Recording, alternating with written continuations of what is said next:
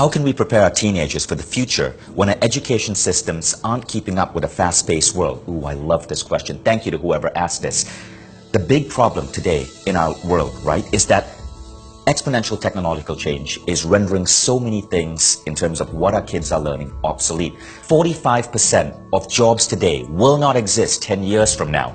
And it's crazier. According to Singularity University, between 2016 and 22, we're going to see as much technological change in the world as the entire 100 years between 1900 and 2000. Think about that. So the idea is this: stop asking your teenager, what do you want to be when you grow up, or what do you want to study? Those are dangerous questions. They are wrong questions. They get a teenager stuck on an idea of their future for a world that will no longer exist.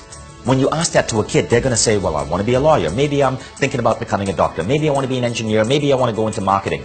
All of these careers, all of these jobs are changing because of robotics, because of artificial intelligence, because of advanced algorithms and emerging new technologies. These are changing at a rapid pace. Peter Diamandis said 10 years from now, you will not want a doctor operating on you. You're going to be operated on by robots. But it's not just technological change. It's also that so many jobs today are utter bullshit. They do not produce anything that's actually valuable or progressing the human race. They are jobs in large multinational food companies where your entire career is about thinking up ways to come up with fancier names for sugar so you can put garbage into people's bodies, or to come up with ways to brand high fructose corn syrup as happiness in a red can.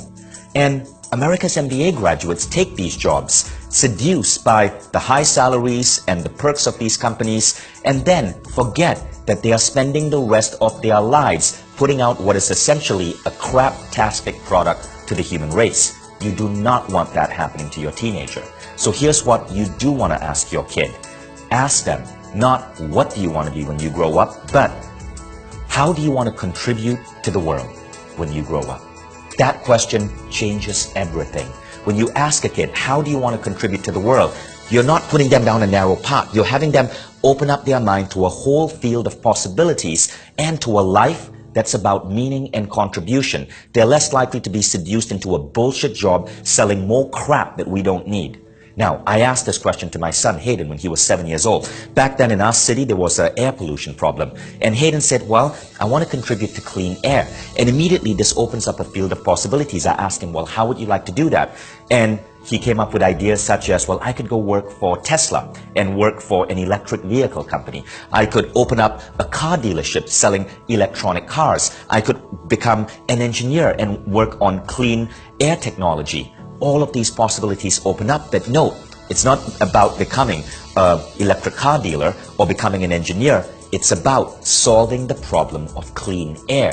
When you ask these questions to your teenager, not the question of what do you want to be when you grow up, but how do you want to contribute to humanity, you help them get on the right path. You help them emerge into a life, into a career that's actually giving back to the human species. And those are the careers that give us the greatest amount of fulfillment.